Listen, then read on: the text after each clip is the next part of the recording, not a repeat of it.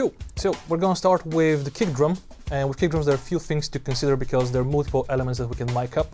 We have the batter head, we can mic up the beater, and we also have the resonant head, which on this kick you notice has been removed because it gives us better access to the actual inside of the kick drum.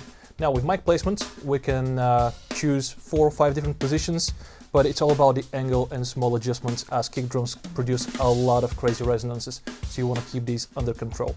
The first placement where you can put a mic is actually on this side of the kick drum, really close to the beater, which will actually give you a lot of nice presence and punch.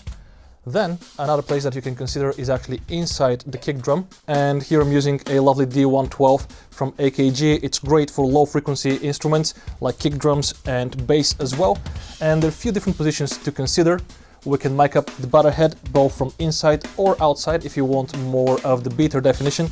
I'm just gonna go inside, and with kicks it's all about control and experimentation because the shell will produce a lot of crazy resonances. So with this kick drum in particular, we're using a little bit of padding to remove some of those resonances, and I'm getting as close as possible to the place where the beater would actually hit the batter skin, which will give me nice punch and definition. Great, so these are our starting positions for the kick drum. Next we're gonna move to the snare.